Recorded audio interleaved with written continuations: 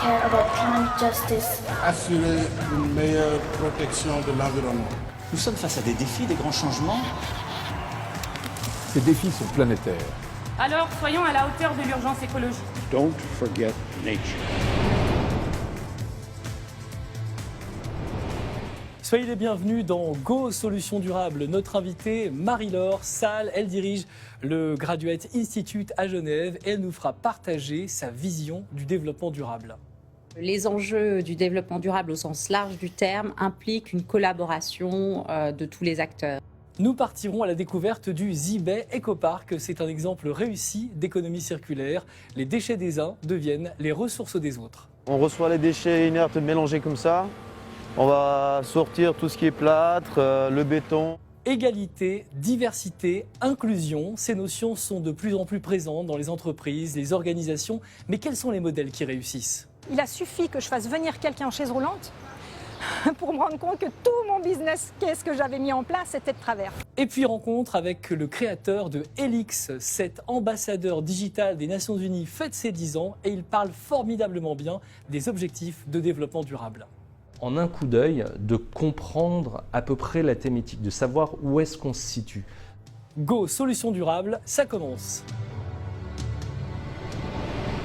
Bonjour Marie-Laure Salles. Bonjour. Vous êtes à la tête du Graduate Institute Geneva. C'est une institution qui va dans quelques années, je crois, fêter son centenaire. Tout à fait, en 2027. En 2027. Donc depuis quelques années maintenant, depuis 2020 environ, c'est ça ? Non, je suis arrivée en fait en septembre 2020, donc ça fait même quelques mois. Quelques mois. On avait besoin d'avoir un souffle nouveau pour cette institution, parce que c'est vrai que ça avait été remarqué à l'époque, le fait que vous soyez la première femme à diriger l'institution. Je pense que pour toute institution, toute organisation, après quelques années en position de leadership, on a besoin d'une nouvelle direction, d'un nouveau souffle. Donc, Je pense qu'on ne devrait jamais poser la question, d'ailleurs, pour une femme. Enfin, cette question devrait aujourd'hui, en 2021, être éradiquée. Mais on parlera de ces questions d'égalité, diversité et des thèmes qui vous sont chers en termes de développement durable. Une question par rapport à ce mois de juin qui aurait été très riche pour Genève, avec le sommet Poutine-Biden. Est-ce que pour une institution comme la vôtre, la tenue de ce genre de sommet à Genève a des répercussions positives? Est-ce que c'est important ? Alors, c'est important parce que, évidemment, ces questions qui sont des questions essentiellement multilatérales, même si le sommet a été très peu multilatéral, mais les questions sous-jacentes à ce genre de sommet sont éminemment multilatérales. C'est une superbe opportunité de réfléchir à ces questions, de mettre en avant la recherche qui est faite par nos professeurs, mais aussi par nos étudiants, nos doctorants sur ces sujets-là. Donc oui, c'était un événement important qui nous a beaucoup occupés ces derniers jours. Alors on regarde quelques images du Graduate Institute en quelques mots, parce que les Genevois connaissent peut-être l'édifice, mais pas forcément ce qui se passe à l'intérieur. Combien d'étudiants, combien d'enseignants ?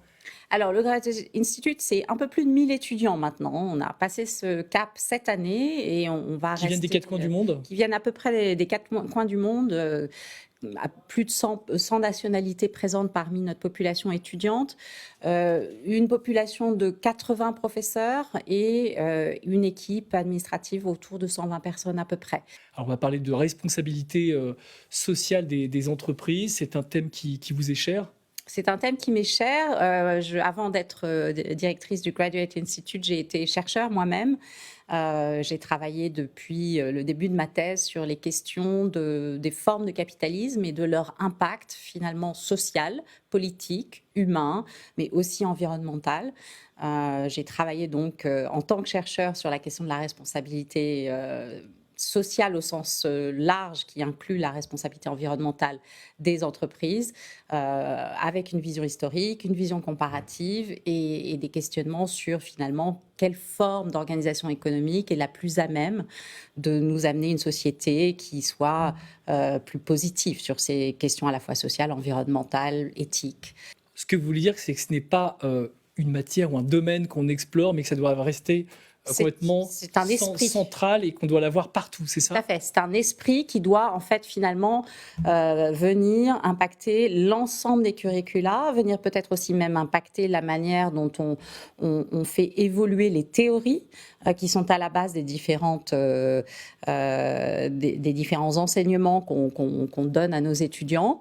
Donc là, oui, vraiment, il y a vraiment un travail d'ensemble pour repenser la formation à tous les niveaux, que ce soit dans le secteur public, privé, des ONG, etc. On a besoin de ces théories, évidemment. On a besoin aussi de réalisations concrètes et on va le voir avec un premier reportage. On va parler d'écologie industrielle. C'est une des formes. Il y en a beaucoup de la responsabilité sociale des entreprises et pour ça, on n'a pas été très très loin de Genève. On a été à la découverte du Zibay Ecopark.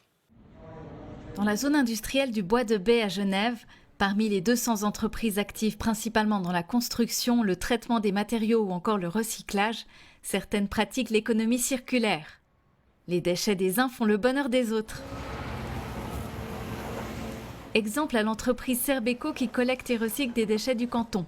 On reçoit les déchets inertes mélangés comme ça.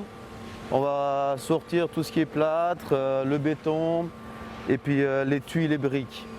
C'est les 3 matériaux qu'on arrive à valoriser avec nos différents partenaires. Le béton et le gravier sont envoyés chez la société romande de recyclage présente aussi sur le site. Ces matériaux pourront être réutilisés pour la construction. Autre élément revalorisé depuis 2 mois grâce à un partenaire sur le site, les pneus. On va les stocker dans une remorque. Une fois la remorque elle est remplie, donc notre partenaire Pneu Claude vient le chercher, amène dans son usine et ils vont le trier par taille et s'ils peuvent être utilisables ou pas. Et ici, oui, c'est le monde du pneu occasion, on va dire. Le triage, la sélection. À 2 minutes de là en voiture, l'entreprise Pneu Claude s'occupe de la vente et du montage de pneus. Et en récupère de toutes les déchetteries du canton. Alors là, mon collègue est en train de trier les pneus usagés. Il les sélectionne. On va dire les 40% entre guillemets qui sont bons vont partir sur son côté gauche pour les revendre à l'export. Et les 60% qui sont bons à incinérer partiront directement dans un toboggan. 60% de pneus qui sont en déchets seront acheminés à l'usine des Clépans. Donc c'est Holcim qui s'en sert comme combustible pour fabriquer du ciment. Le faible pourcentage des pneus usés qui ne peuvent pas être utilisés par Holcim sont renvoyés chez Serbeco. Puis nous on va les broyer et puis on va les envoyer à l'incinération. Des fois c'est difficile de trouver des partenaires avec qui on peut travailler parce que le coût, des fois les frais engendrés par le recyclage ne sont pas viables. En tout cas ici pour le pneu, la boucle est bouclée. Marie Dorsal, c'est un beau reportage. C'est important que les acteurs de l'économie qui ne se connaissent pas forcément travaillent intelligemment ensemble. Les enjeux du développement durable au sens large du terme impliquent une collaboration de tous les acteurs et de toutes les parties prenantes, qu'elles soient privées, publiques, parapubliques, ONG, académiques, etc. Donc il est clair qu'on ne s'en sortira pas sans ce genre de collaboration. Donc oui, tout à fait. Et on va aller plus loin avec Daniel Chamba qui nous a rejoint. Bonjour. Bonjour. Vous êtes directeur général de l'Office cantonal de l'environnement à l'État de Genève. On va d'abord rappeler ces termes qu'on entend souvent, mais on ne sait pas forcément ce que c'est. Écologie industrielle, économie circulaire, c'est quoi la différence ? Quand on fait de l'économie circulaire, il y a pas mal de concepts d'écologie industrielle, donc ils sont à la fois proches et relativement différents. L'écologie industrielle, au départ, l'idée c'est de mettre en symbiose les entreprises pour réduire leurs impacts sur l'environnement. Essayer de reproduire un biotope naturel. Dans un biotope naturel, il y a toute une série de chaînes alimentaires. Les plus petits mangent les plantes, ensuite on se mange parmi, on meurt, il y a des nécrophages qui remettent ça dans le circuit. Donc prenez un étang, rien ne se perd, rien ne se crée, ça tourne en rond et ça continue comme ça dans l'étang. On s'inspire de la nature en fait. On s'inspire de la nature, absolument. Alors ça se joue de différentes façons. On peut s'échanger des matières, on a vu dans le film. Mais ça, c'est pas forcément quelque chose qu'on peut faire toujours ou à grande échelle. Il faut que ce qu'une entreprise a comme sous-produit corresponde en qualité et en quantité à ce dont a besoin l'entreprise d'à côté. Circulaire consiste à essayer de briser cette linéarité pour qu'à la fin, les déchets partent en boucle d'une façon ou d'une autre et refassent des nouveaux produits et qu'au bout d'un certain temps, tout ceci tourne en cycle. Ça, c'est ce qu'on appelle l'économie circulaire. Il y a différentes stratégies, bien sûr, pour mettre ça en œuvre. En écoutant ces exemples qui sont isolés, est-ce que ça fait partie des choses qui, au Graduate Institute, sont importantes pour passer d'un exemple local, pour former les dirigeants qui sont amenés à avoir des responsabilités globales, internationales? La prochaine étape, le prochain enjeu pour nous tous, parce que c'est très bien, mais ça ne suffira pas, la prochaine étape, c'est vraiment la réduction des externalités négatives. Et cette réduction, elle doit se faire en amont, en fait, dans la réflexion en amont sur les modes de production, sur les modes de consommation, sur toute notre manière de fonctionner. Donc, pour moi, évidemment, ce sont des thèmes qui sont extrêmement importants aussi au Graduate Institute, parce que on va former des gens qui vont pouvoir impulser des dynamiques très systémiques dans leurs années professionnelles pour les années à venir. Daniel Chamba, vous parliez de mettre en symbiose, en relation les entreprises. Pour ça, il y a une plateforme qui est géniale, c'est génie.ch. C'est génie.ch, absolument. Génie.ch, c'est, comme vous le dites, une plateforme, une espèce de club, quelque part, des entreprises qui ont quelque chose à améliorer dans leur fonctionnement. Aujourd'hui, on a plus d'1 millier de membres.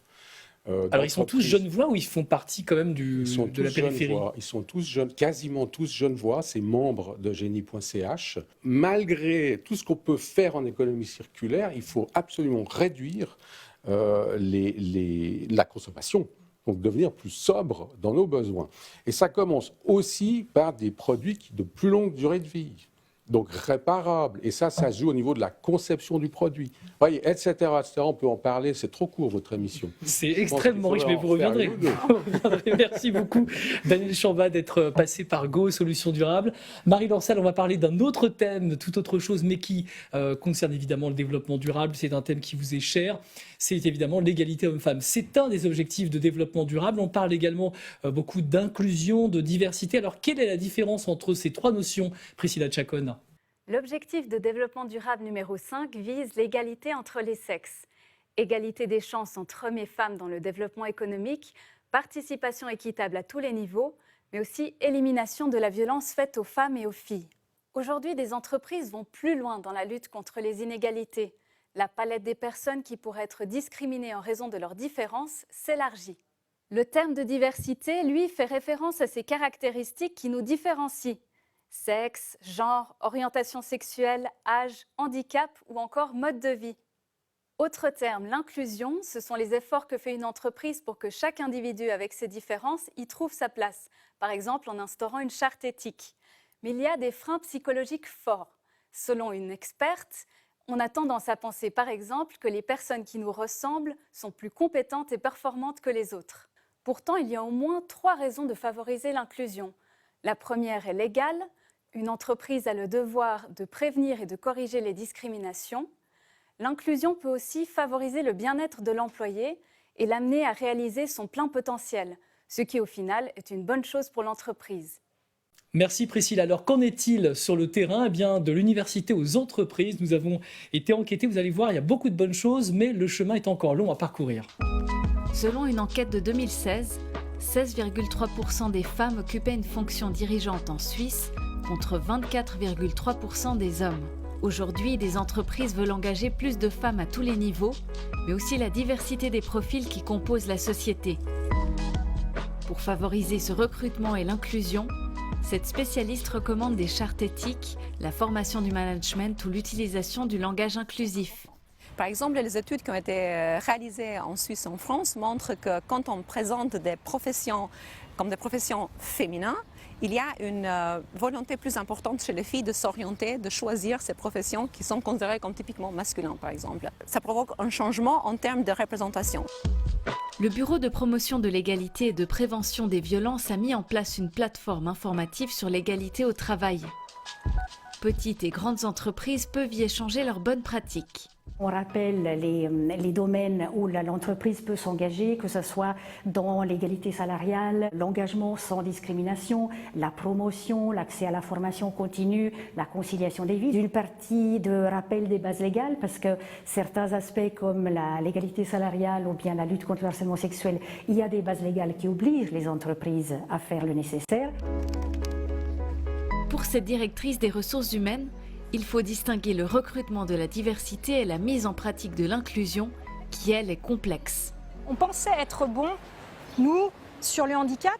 Il a suffi que je fasse venir quelqu'un en chaise roulante pour me rendre compte que tout mon business case que j'avais mis en place était de travers. Sur quoi ça a bloqué, par exemple alors? Il y a une chose toute simple d'architecture, on pense aux accès, mais on oublie que la porte des toilettes est beaucoup trop difficile à ouvrir pour une personne qui est en chaise roulante. Il faut savoir qu'on ne sait pas forcément et qu'on va apprendre avec l'aide de ces personnes qui sont différentes. Pour elle, c'est la direction qui doit porter cette volonté d'inclusion et voir comment elle fait sens pour sa propre entreprise. La diversité et l'inclusion, pour moi, il faut être très honnête. Et c'est pour ça que les patrons qui n'y arrivent pas, s'ils ont l'ambition d'y aller, il faut qu'ils y aillent, mais il faut qu'ils se rendent compte que ce n'est pas un check de box. Qu'il s'agisse d'une femme, d'une personne avec un handicap ou une origine ethnique minoritaire, l'inclusion de la diversité demande du temps, de la valorisation et la prise en compte des besoins de chaque individu. Et Elena Hainaut vient de nous rejoindre. Bonjour. Bonjour. Vous êtes responsable de marché clientèle privée chez Crédit Suisse à Genève. Avec vous, on va voir les solutions que vous avez établies dans votre entreprise. Alors déjà, par rapport à l'égalité homme-femme, concernant les femmes, c'est vrai que c'est toujours plus facile au recrutement. Voilà, c'est ce qui était dit dans le reportage. Maintenant, pour les femmes qui sont des collaboratrices de Crédit Suisse, vous avez différents programmes, notamment pour le retour d'un congé maternité. Concrètement, qu'est-ce que vous faites ?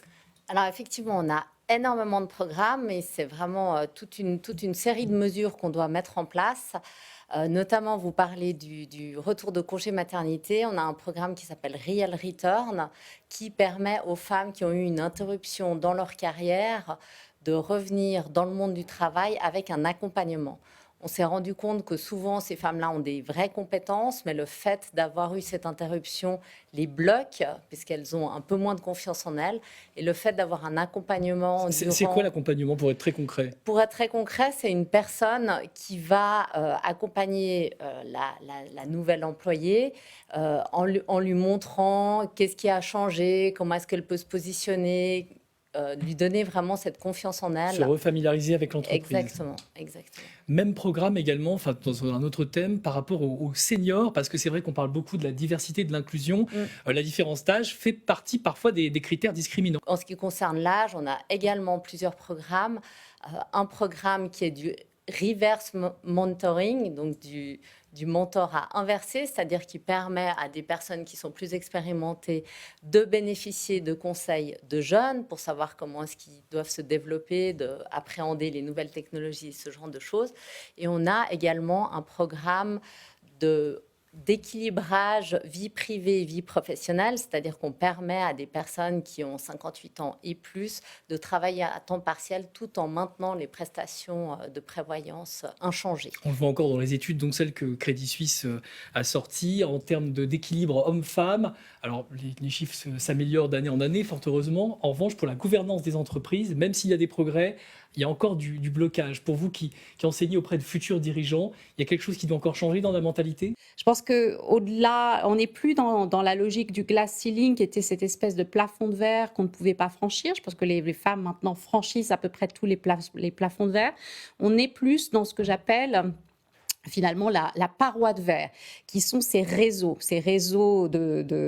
d'amitié, de pouvoir un peu mélangés, qui fait qu'on va plus souvent, plus familièrement penser à un homme qu'à une femme encore pour des positions de responsabilité.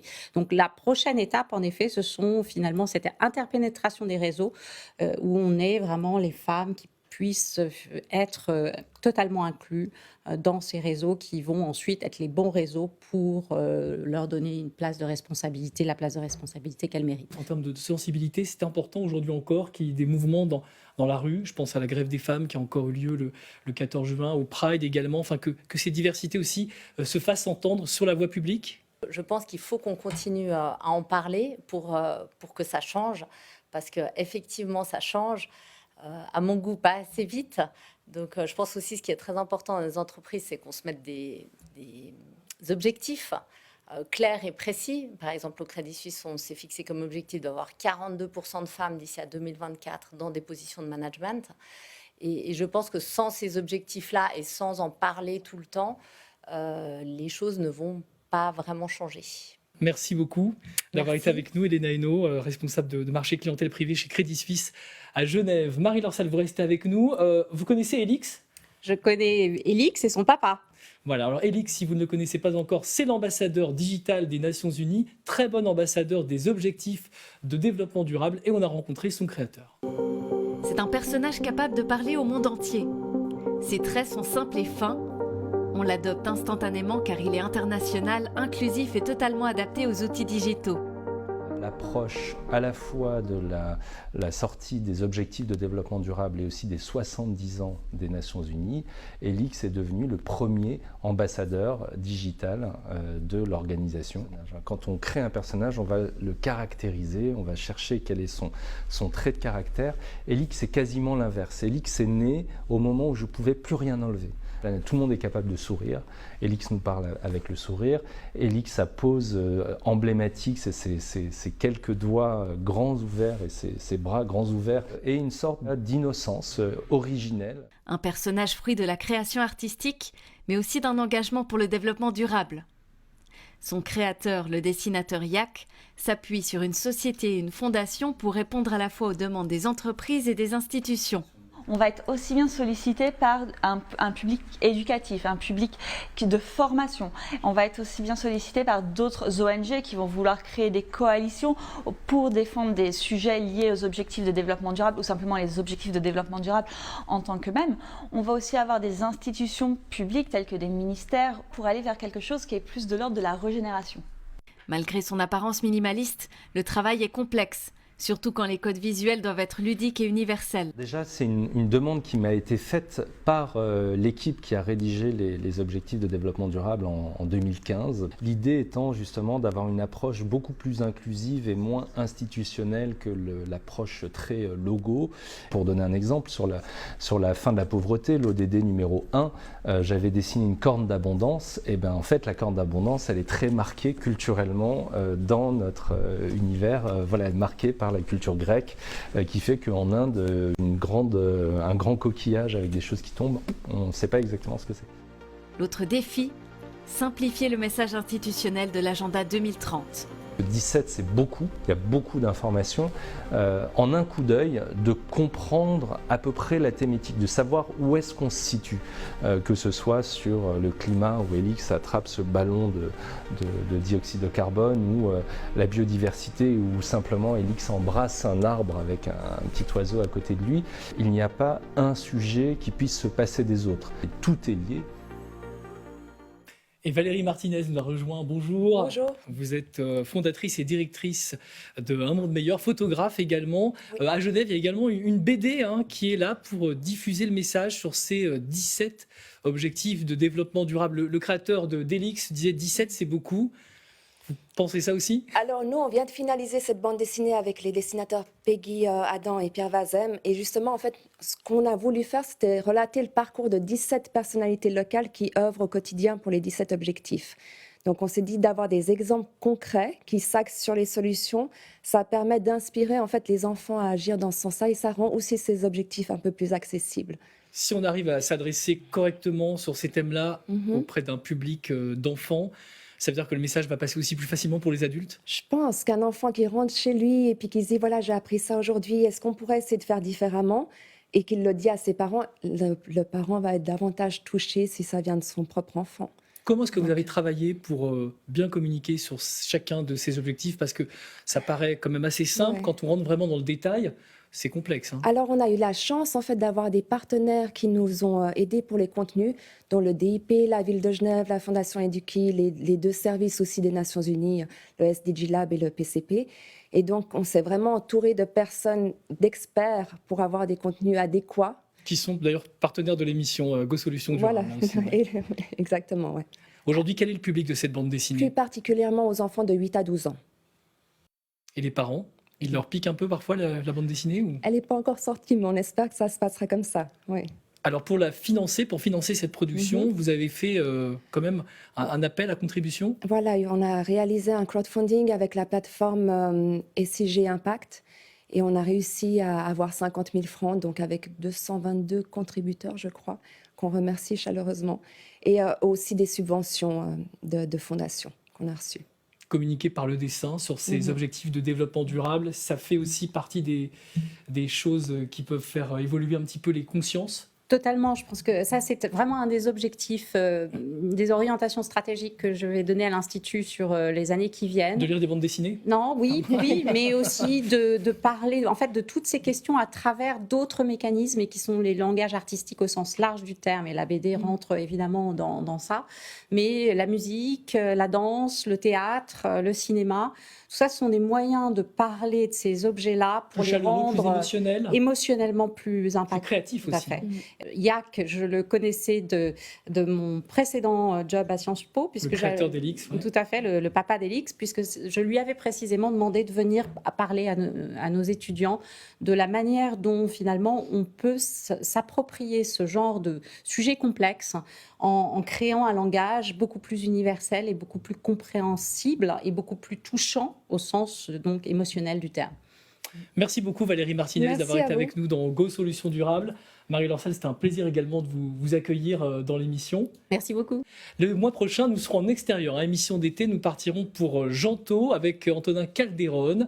Lui, c'est le fondateur de la monnaie locale Le Léman et on partira à la découverte d'habitats très créatifs et aussi totalement durables. À bientôt.